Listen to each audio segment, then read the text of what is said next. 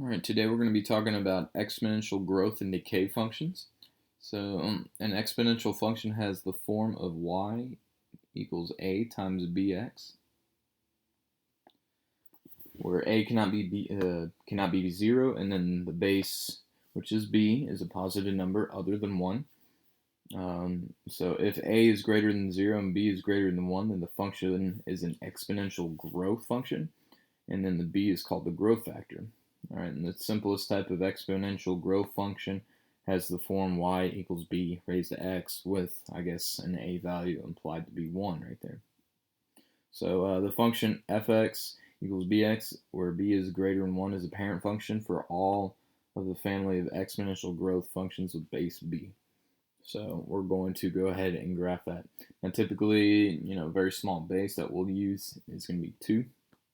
And we can go and make a table to go and graph this here. Usually 0 is a good middle point to have.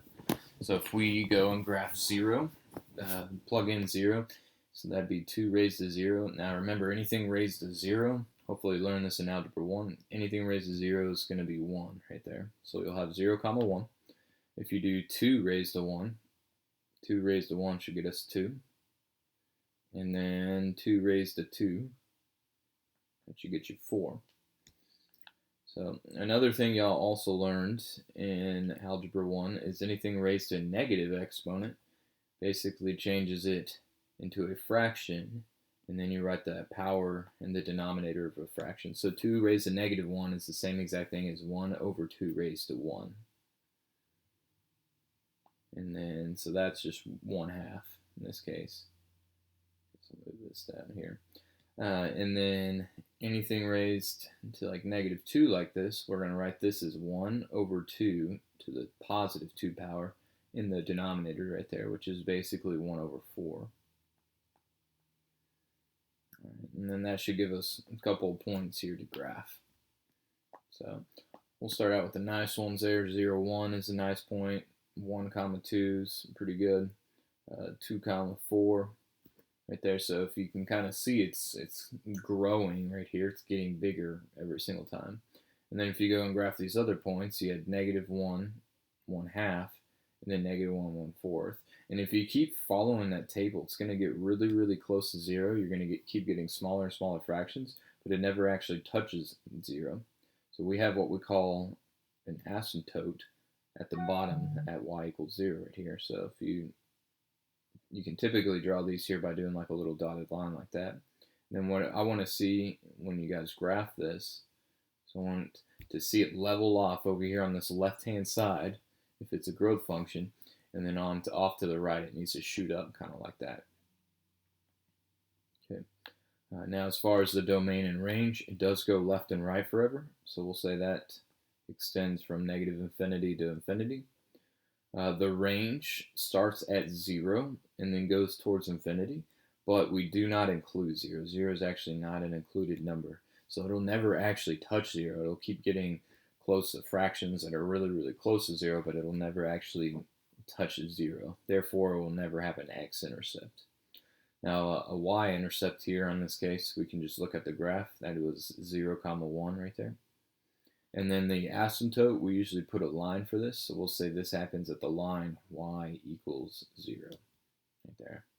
And that is how you graph an exponential function. So making a table of values right there is the best way to usually graph these. And you can also use your graphing calculator depending on if it's on a calculator or non-calculator section of the test.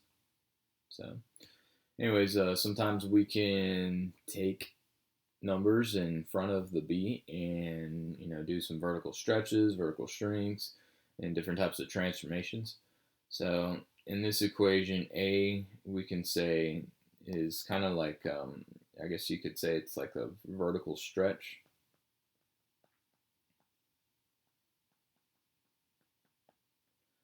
Or you can say it's a compression or shrink.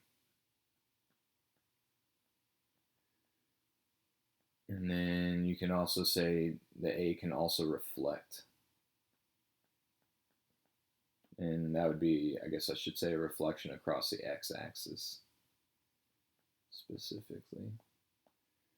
Yeah, so there you go. So like on this one right here, with the 1/3 out in front, that's going to be a shrink factor. Everything's going to be 1/3 as tall as normal right there.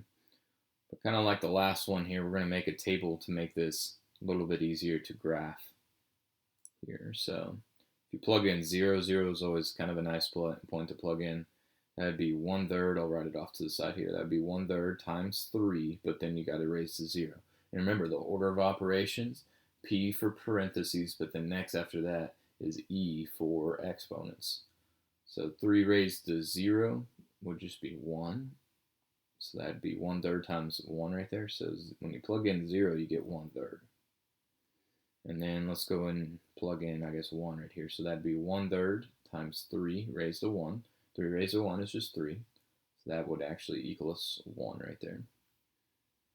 And then I guess we can go and plug in 2, see what happens here. 1/3, and then times 3 raised to 2. 3 raised to 2 is 9. 1/3 of 9 will be 3.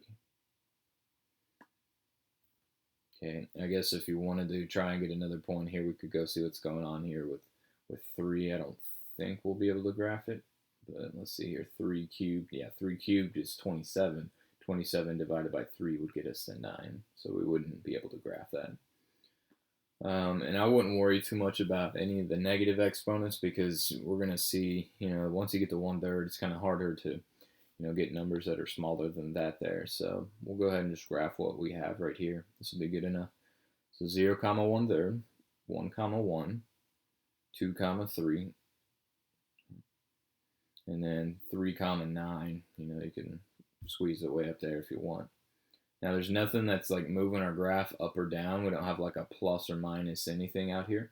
So we don't have to worry about the asymptote moving. The asymptote is still at 0. And then draw a line kind of going up like that right there. And if you want to draw your dotted line for your asymptote, you can do that as well. And then that would be what that graph looks like.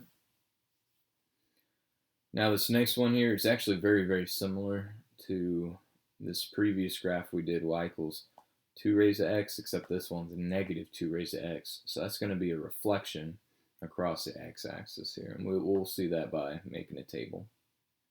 So let's see here. So if you have plug in 0, 2 raised to 0, I'm sorry, negative. Well, actually, no, it is 2. It's going to be 2 raised to 0 first, and then you make it negative. It's kind of like this right here. 2 raised to 0 first will be 1. 1 times negative will be negative 1. And also, if we just think about what the graph should look like, it should look like a reflection across the x-axis. Okay, and then I guess we can plug in 1. 2 raised to 1 is 2, and then 2 times negative is negative 2. And then I think you'll get 2, negative 4. You're going to get negative 1. This one will be kind of tricky here. Some people think the negatives will cancel each other out. This is basically saying negative and then 1/2 right there. So that's just negative half.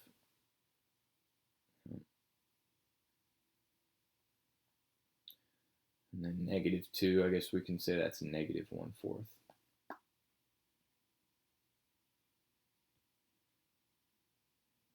And then down here, yep.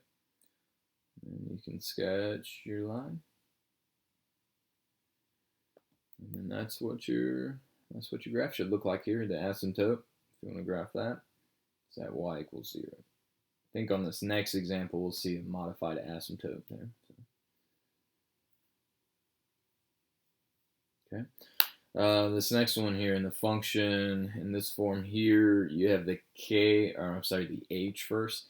The h is going to be moving you basically left and right, so we can say this affects the horizontal translation.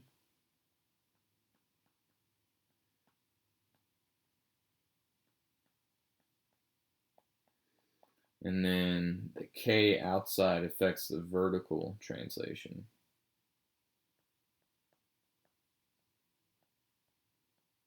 And then I'd also write the fact that the vertical translations usually affect the asymptote.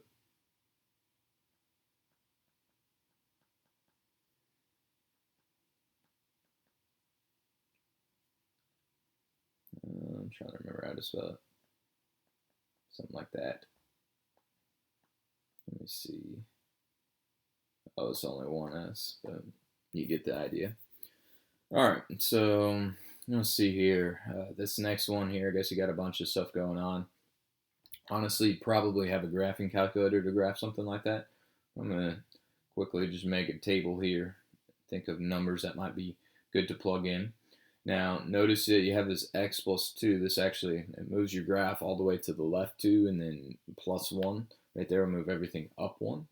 But sometimes it's kind of hard to go and actually figure out, what the parent function looks like, because the parent function, depending on the base, can be real different here. So I'm probably just making a table for all of these here.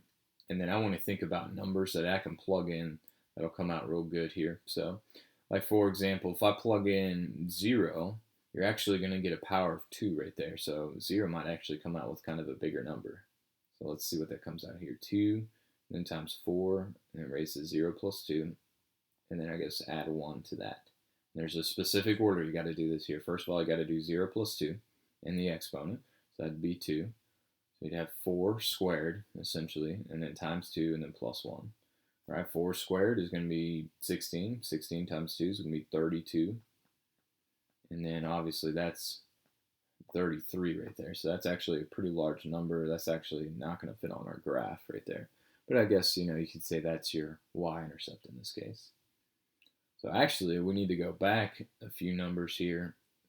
So let's plug in, like for example, if I want to get like a negative exponent up there, or even just an exponent of 0, -2 actually might be a pretty good number to plug in.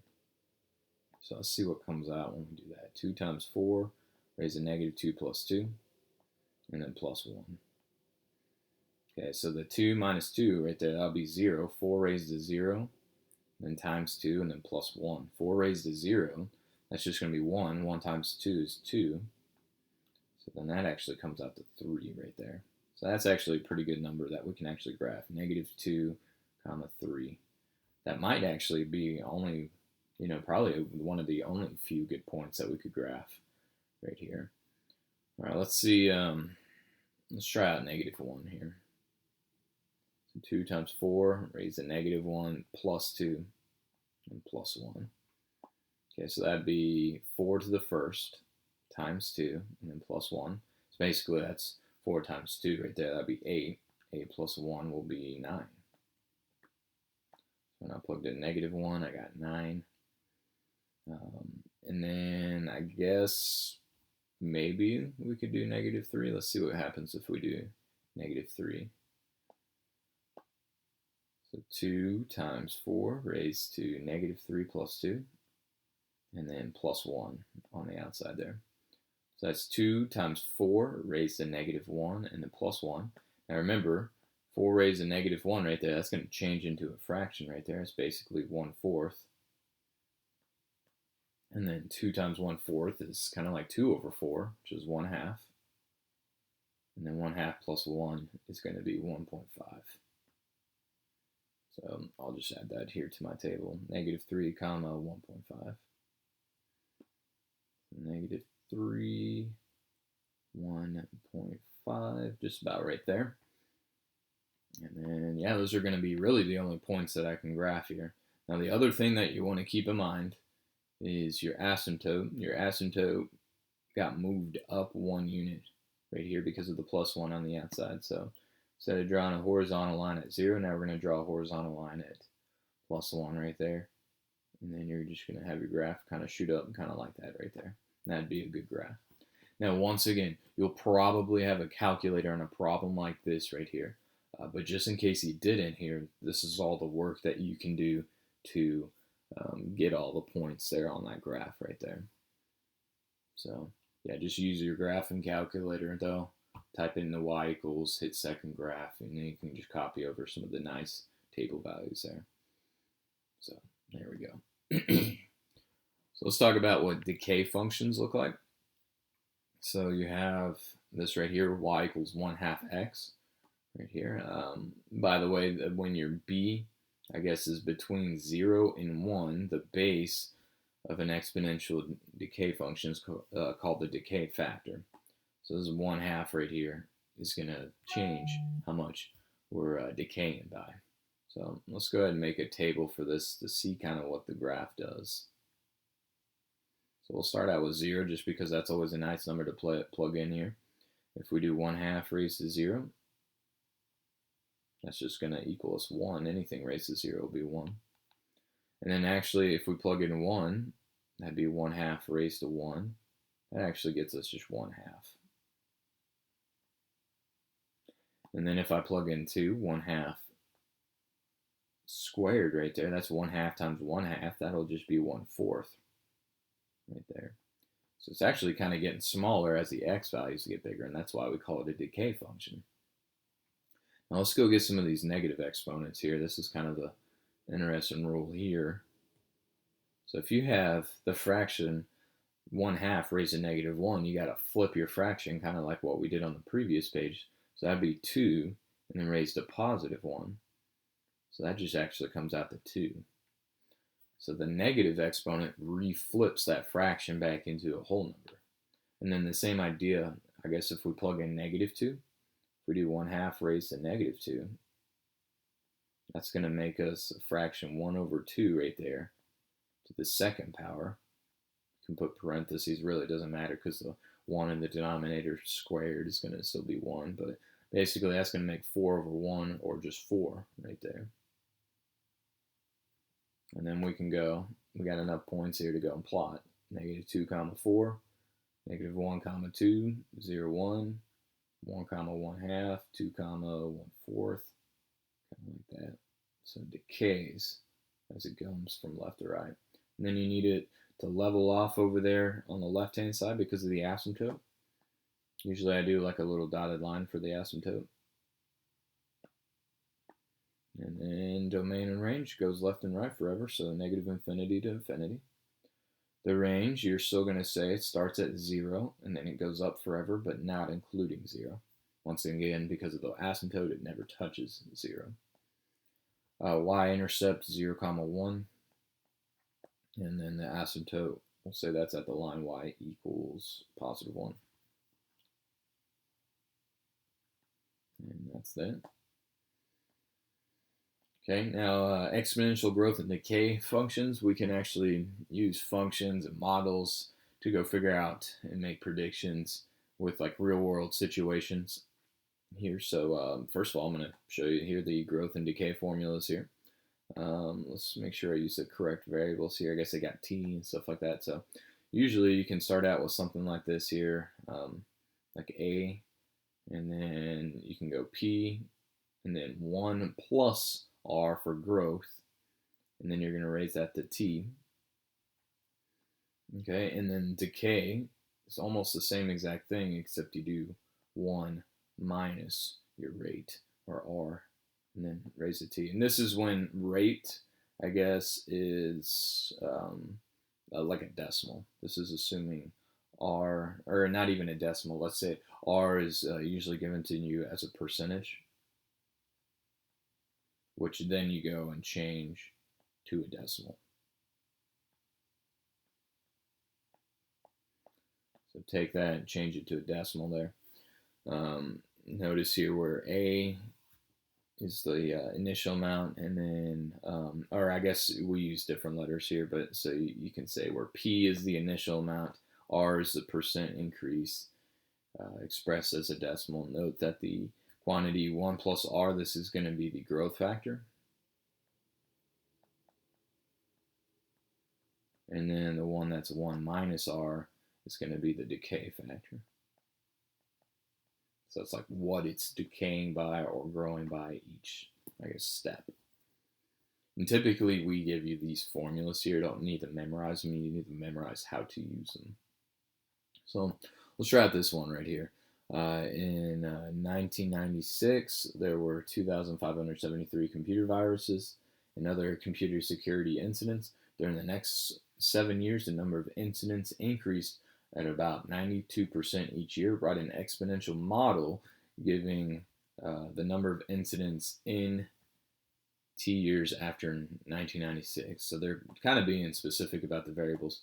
Now, first of all, when they ask us for a model, that means usually you need 2 variables left as variables. Because sometimes we get a little excited, we want to plug in, the time value right away. But for a model, you need two variables for these here. Typically, the variable, one of them will be time, and then the other variable will be what the equation equals, or kind of like your final amount. So we'll say, let's see here,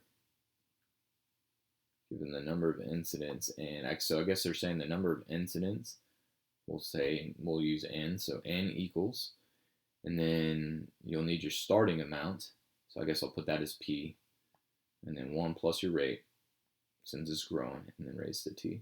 And then what we're going to do here is plug in what we actually have here. So p, I'm going to say, is the starting amount. That was 2,573. And then the rate was 92%, so I'm going to say it's 0.92 right there. And then actually, if I plug those in, then I'm only going to have two variables left, and that would be a model. So we'll say n equals 2,573, and then 1 plus 0.92, and then raise it to t. Now, some people will simplify the equation. I'm not sure what your teacher is going to want you to do, but some people will simplify this to 1.92, kind of like that right there. So these are both great models right here. And then using that model here, we can go and figure out what was going on apparently in 2003. Now, you almost got to use a little bit of logic here. 2003, but you don't literally plug in 2003. You got to look at how many years have passed since 1996 right there. So that means here time is 7, which they also said here, 7 years later too. So what we're going to do now is take that model and we're going to plug 7 in for one of those right there. So here's how it looks all plugged in here. And I'm going to use the first one. Typically that's what you guys use. 1 plus 0.92, and then raise it to 7. Now when you're computing this, when you're punching this out, you're going to use your graphing calculators, and you can literally type that into a TI-84 calculator the exact way it looks, with parentheses and all. And if you do that there, let me pull up my notes here to see what we get. If you do that, you get, wow, a ton of them here. 2, 4, 7, 4, 8, 4. So 247,484, I guess, incidents.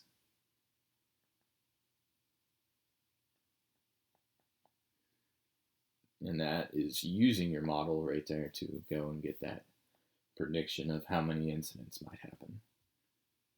So there you go. That is that there. All right, let's look at another one here. It's a new snowmobile. Costs $4,200. The value of the snowmobile decreases by 10% each year. Brought in an exponential decay model, giving the snowmobile's value y in dollars after t years. So the model needs those two right there. So we're going to say y equals, I guess we can put p for the starting amount. Usually p, like when we're dealing with money and stuff like that, usually we say p is the principal. So that's why I used a p there. But anyway, since it's decaying, we're going to use 1 minus r. And then we'll raise that to t. Okay, so let's see here. So we'll go y equals, it was 4,200. And then we got 1 minus the 10%, so 1 minus 0.10, and then raise it to t here. And this is a model. We'll hold off for a second and plug in the t value here in just a second, but that's the model. So that's for the first part. And then the second part here says estimate the value after 3 years. So that means we need to use this model, and then we're going to go plug in 3. 4,200, 1 minus 0.10, which is kind of like saying 90% left over, and then raise it to 3. Okay, and then apparently when we punch that out, that's going to get us $3,061.80. And typically it's a good idea. Sometimes you'll get more decimals than that, but typically it's a good idea to round money stuff with 2 decimals for the the cents, I guess. And that's how you do that. So it's really not too hard. All you got to do is just plug in the numbers in the correct spot, and you need to know, I guess, your formulas. Or I think here at Flower Mound we give them to you. So All right, got two more problems here for compound interest. Hopefully this is a little bit of a recap for you. Really should have already done all this stuff. Should all be recap. Here's your compound interest formula right here. So like typically with interest, instead of compounding it each year, they do it every sometimes they'll do it monthly, sometimes they'll do it daily, depending on what the situation is here. Um, so we'll look at that here in a second here. So what are all of the things? A, we're going to say it's a final amount.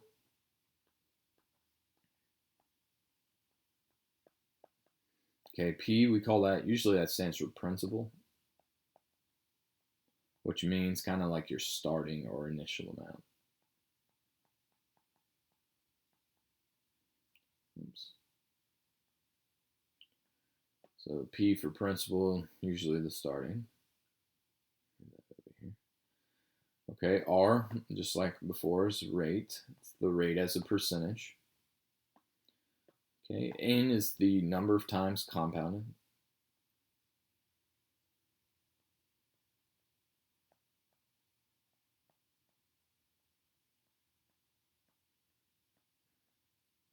And then T is the time. How many years that you, I guess, typically look at. So let's see here what we got. You deposit $4,000 into an account that pays 2.92 annual interest. Find the balance after 3 years if the interest is compounded first quarterly and then daily. And what's kind of neat about these here is we can see the difference on, if they compound it multiple times, how much more money I guess you get. So let's list out everything. First of all, you deposit 4,000. That's your principal. So we're going to say the principal is 4,000. The rate, what was the rate? 2.92. And be careful, you got to move the decimal over twice. So that's 0.292. So decimal comes over 2 hops right there to the left. Annual interest, find the balance after 3 years. So T will be 3. And we're going to take all that stuff, we're going to plug it in. For quarterly right here, we're going to say that that is N equals 4 right there. Quarterly means, 4. You got to think of all the different ones. So you have annually, which is 1 year. Sometimes you'll see biannually or semi-annually. That'll be 2. Quarterly, obviously, was 4. Sometimes you'll see monthly, so 12 months in a year. Sometimes you might see daily, that'd be 365. So the N is what can change a little bit here on these problems. So anyways, let's go ahead and take all those. Let's plug them all in, and then we'll see what the amount that we get will be. So 4,000, you're going to go 1 plus, and then this is where it's a little different than the previous stuff here. You do this fraction, 29, or 0.292, and then divided by the number of times you compound, divided by 4. And then you raise that to 4 times 3. Now, depending on your calculator, when you're typing it in, you might need to go put parentheses around that exponent if it's not already making it an exponent. So just kind of be careful there with that. But literally, I would take this equation, I would plug it into the calculator the exact way it looks. You might need to add in some extra parentheses and that type of stuff. But whenever you do this, apparently you will get $4,364.82. Right there. That's that's not too bad there for free money. Okay, so the next one here, we're going to do the same exact thing, except we're going to do daily. So here's what I'm going to do. I'm going to copy, paste that right here, except now, if we're going daily, that means N, the number of times per year that we're looking at it, is 365. Okay, and then we'll literally take the same exact thing here. We're going to go 4,000. We're going to go 1 plus that rate that we had, 0.292, divided by the rate, 365, or not the rate, the N. And then we'll raise that to 365 times 3. And then you might need some parentheses around that exponent depending on your calculator model. All right, and then when you do that, you get $4,366.19. So I always find it interesting here. You would think, the more times you look at it per year that you would get a lot more money, but if you look here, it looks like it's less than $2 of a difference right there, depending on the number of times compound. And that's because, like, I guess here, yes, you're raising it to 365 times 3, but you're also dividing your rate by 365. And so that's why it winds up not being as much as you would think there. So anyways, that is it here for our lesson today.